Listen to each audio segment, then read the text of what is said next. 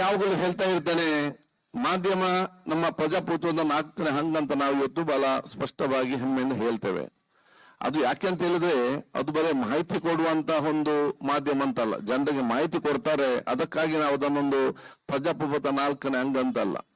ಪತ್ರಿಕೆ ಯಾವಾಗಲೂ ಮತ್ತು ಮಾಧ್ಯಮ ಯಾವಾಗಲೂ ಕೂಡ ಸಾಮಾಜಿಕ ಜವಾಬ್ದಾರಿ ಒಂದು ಪ್ರತೀಕವಾಗಿದೆ. ಇದು ಸೋಷಿಯಲ್ ರೆಸ್ಪಾನ್ಸಿಬಿಲಿಟಿಯ ಒಂದು ರಿಫ್ಲೆಕ್ಷನ್ ಇವತ್ತಾಗಿದೆ. ಎಲ್ಲಾ ರೀತಿಯ ಸಾಮಾಜಿಕವಾದ ಒಂದು ಜವಾಬ್ದಾರಿ ಪ್ರತೀಕ ಏನಿದೆಯಾ, ಅದು ದೊಡ್ಡ ಮಟ್ಟದ ಜವಾಬ್ದಾರಿ ಪತ್ರಿಕಾ ರಂಗಾಗಿದೆ. ಎಲ್ಲ ಹಂತದಲ್ಲಿ ಕೂಡ ಸಾಮಾಜಿಕವಾಗಿ ಏನೆಲ್ಲ ಅದು ನಡೆದು ಒಳ್ಳೆಯದಿರಲಿ, ಕೆಟ್ಟದಿರಲಿ, ಸರಿಯಾಗಿರ್ಲಿ, ಯುವಕಿರ್ಲಿ, ಹಿಂದೆ ಎಲ್ಲೂ ಕೂಡ ಸೇರಿ ಸಮಾಜದ ಪ್ರತಿಯೊಂದು ಹಂತದಲ್ಲಿರುವಂತಹ ಆ ನಮ್ಮ ವಿಚಾರ ಏನಿದೆಯಾ ಅದರ ಒಂದು ಬದಲಾವಣೆ ಒಂದು ಪ್ರತೀಕವಾಗಿ ಇವತ್ತು ಮಾಧ್ಯಮ ರಂಗ ತಮ್ಮ ಕೆಲಸವನ್ನು ನಿರ್ವಹಿಸುತ್ತದೆ.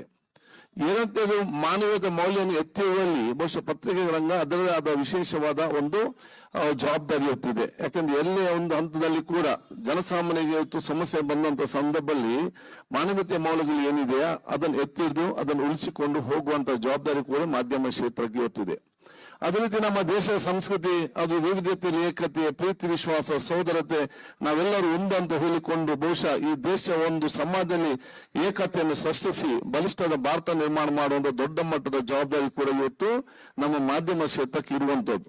ಅದಕ್ಕಾಗಿ ಪ್ರಜಾಪ್ರಭುತ್ವದ 4ನೇ ಹಂಗ ಅಂತೇಳಿ ಈ ಮಾಧ್ಯಮವನ್ನು ನಾವು ಇವತ್ತು ಕರೆಯಲ್ಪಟ್ಟು ಅದನ್ನು ಒಂದು ವಿಶೇಷವಾದ ಸ್ಥಾನಮಾನ ಇವತ್ತು ನಾವೆಲ್ಲ ಕೂಡ ಕೊಟ್ಟಿದ್ದೇವೆ ಅಂತ ಹೇಳಲಿಕ್ಕೆ ನಾನು ಇವತ್ತು ಬಯಸುವಂತದ್ದು. ಮತ್ತು ರಾಜಕಾರಣ ಮತ್ತು ಮಾಧ್ಯಮ ಅದು ಪರಸ್ಪರ ಒಬ್ಬರು ಬಿಟ್ಟಿರ್ಲಿಕ್ಕೆ ಸಾಧ್ಯನೇ ಇಲ್ಲ. ನಾನು ಯಾವಾಗಲೂ ಹೇಳ್ತಾ ಇದ್ದೇನೆ, ರಾಜಕೀಯದನ್ನು ಬಿಟ್ಟು ಪತ್ರಿಕೆ ಇರಲಿಕ್ಕೆ ಸಾಧ್ಯ ಇಲ್ಲ, ಪತ್ರಿಕೆಯನ್ನು ಬಿಟ್ಟು ರಾಜಕಾರಣ ಇರ್ಲಿಕ್ಕೆ ಕೂಡ ಸಾಧ್ಯ ಇಲ್ಲ. ಪರಸ್ಪರ ಜೊತೆಯಲ್ಲಿ ಆಗಿರುವಂತ ಒಂದು ವಿಚಾರಗಳು, ಅದರ ಜೊತೆಯಲ್ಲಿ ದೊಡ್ಡ ಮಟ್ಟದ ಜವಾಬ್ದಾರಿ ಏನು, ರಾಜಕೀಯ ಮತ್ತು ಆಡಳಿತ ಸರ್ಕಾರ ಮತ್ತು ಪತ್ರಿಕೆ, ಇದು ನಮ್ಮ ದೇಶದ ಸಮಾಜ 2 ಕಣ್ಣುಗಳಾಗಿದೆ.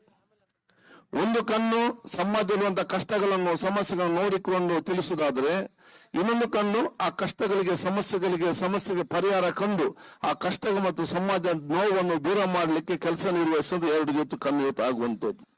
ಯಾವಾಗ 2 ಕಣ್ಣುಗಳು ಸತ್ಯವನ್ನು ನೋಡ್ಲಿಕ್ಕೆ ವಿಫಲ ಆಗ್ತೇವ, ಯಾವಾಗ ಈ ಕಣ್ಣುಗಳು ಸತ್ಯ ಅರ್ಥ ಮಾಡ್ಲಿಕ್ಕೆ ಇವತ್ತು ವಿಫಲ ಆಗಿ ಕಣ್ಣು ಮುಚ್ತಾರ, ಆವಾಗ ಸಮಾಜ ಇಡೀ ಕತ್ತಲಿಗೆ ಜಾರುತ್ತದೆ ಅಂತ ಹೇಳಲಿಕ್ಕೆ ನಾನು ಇಚ್ಛಿಸುವಂತದ್ದು.